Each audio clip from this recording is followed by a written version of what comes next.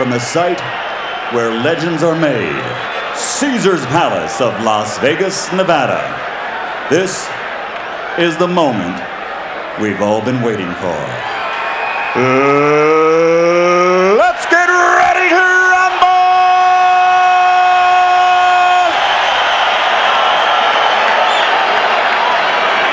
Introducing first, fighting out of the blue corner, wearing the multicolored trunks and weighing in at 139 pounds, a young man who captured Olympic gold in 1992 and now has a perfect professional record of 21 victories without a loss, 19 knockouts, and he has won 3 world title belts.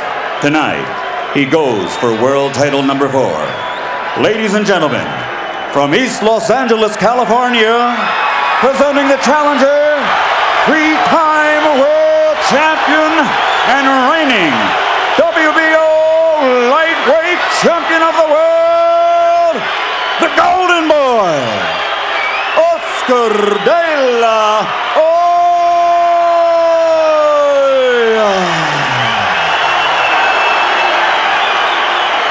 And his opponent across the ring, fighting out of the red corner, also weighing in at exactly 139 pounds, wearing white trimmed with blue and red. He brings a professional record into the ring of 97 victories, 79 knockouts with only 1 loss and 1 draw. One of the finest in the history of boxing. In that record, he has won 5 world title bouts and is considered by many as one of the greatest fighters of the last half-century. Ladies and gentlemen, damas y caballeros, con Culiacan, Mexico, presenting the 5-time world champion and reigning WBC super lightweight champion of the world, Julio Cesar Chavez.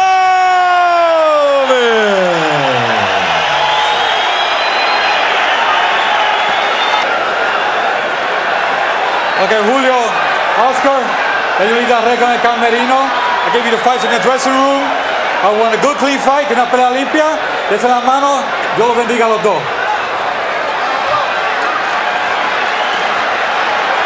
Tim Ryan, Joe Clancy, Sean O'Grady, ready for the main event for the WBC Super Lightweight Championship. Will it be Chavez, the champion there, or the young challenger, Julio Cesar Chavez? 12 rounds from now or less, we'll find out. The referee, Joe Cortez, calls for the opening bell. Oscar de la Hoya said, I must take control early in this fight. I must show him I'm the boss in the first round. Show him what I'm there to do. He's shorter, so my height and reach must steer him. Oscar de la Hoya, and you see the movement already in this opening round from him, trying to circle away from that left hook. Most of the power of Julio Cesar Chavez is in that left hand. Pull that power away by moving to your left.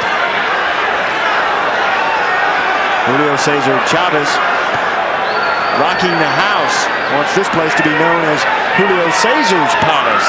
Thousands of people came here from Mexico, crossing the border to come and cheer on the legendary champion. Of course, he has many, many fans among the Hispanic community in this country and around the world. Oscar de la Hoya trying to develop that same following that Chavez has so well earned over 99 professional fights, losing only once. Well, yeah, a lot of respect from both fighters. Chavez describes himself now more relaxed, more defense in his style. He says a strong boxer puncher. Sean, excuse me, there's some blood already at the corner of the left eye of Chavez. Wow. And it must have been opened by a blow. They have not been close enough to bang heads that I recall in this opening minute. There's another right hand by de la Hoya, and he's brought more blood from the cut. Already a cut. De la Hoya slices with his punches. He turns his thumbs over right at the end, right at the point of impact. The glove twists, and that leather on this hot night here in Las Vegas just rips the face apart. Well, nobody will want to see this fight determined by a cut this early. And Chavez's face rapidly becoming a mask of blood here in the first round. It is nasty, an ugly cut over the eye, underneath the eyebrow. And Tim, what Chavez is doing Now he's backing up, and as Oscar De La Hoya told us, he can't fight backing up. Joe Cortez calls for time to have the doctor come in and look at the cut. Oh, it's a bad cut. What a turn of events in the opening seconds of the fight. Right through the eyebrow. Look at the cut there. Oh, that's a bad one, Joe. Really ugly. They're going to let it continue, but that blood will no doubt run into the eye, impairing the vision of Chavez. But again, Chavez is standing too straight up. He has to get low against a tall guy like Oscar De La Hoya. However, at this point, he might just want to get back to his corner to see what they can do on that cut. Well, he has to wait for the bell to ring, Sean, so he has to use some strategy in the meanwhile. Sure, look how low that left hand is, Gil. Left hand down by his waist. And his legs are straight. He has to bend those legs. Good focus by De La Hoya. He's stalking Chavez, very calm, very relaxed. Using the jab effectively, De La Hoya here in the second round. And again, he mentioned that Chavez can't fight backing up. And Chavez is not bending, not trying to get underneath De La Hoya's punches. He has to move in underneath and try to come up with that left hook, as he's trying to do now. He's getting backing up, his face a crimson smear. As fighters age, the oil comes out of their skin. They don't have it's not as flexible as earlier in their careers. Consequently, fighters who are aging, like Chavez, have to move a lot, keep from getting hit. Chavez has always been very tough. De La Hoya landed a good left in. Chavez lunging in. And lands a left. Trying to make something happen. So far, De La Hoya's been able to keep him at bay. Julio Cesar Chavez was real upset that Joe Cortez got the assignment for this fight. He said Cortez worked his fight with Frankie Randall and Pernell Whitaker, and he thinks Cortez doesn't like him. De La Hoya has been the busier of the two boxers through 2 rounds, as you can see. We've given the first 2 rounds to him, and now a scorecard. And again, it doesn't seem to me as if Chavez has any game plan at all. He's standing straight up against a much taller opponent where he should get lower. Maybe that will give him an advantage. And now he's trying to box something that he does not do well. You can see De La Hoya extend his arms every time Chavez comes forward, something he told us he would do to try to keep Chavez off him. Well, you know, Tim, he seems so much bigger and stronger than Chavez. You have to remember the weigh-in was yesterday. I would have to say that De La Hoya weighs at least 147 pounds right now. Came in at 139 at the official weigh-in. That height really helps him in that he can punch down on his opponents. The two sparred 6 years ago, and Julio Cesar Chavez knocked down a 17-year-old Oscar De La Hoya.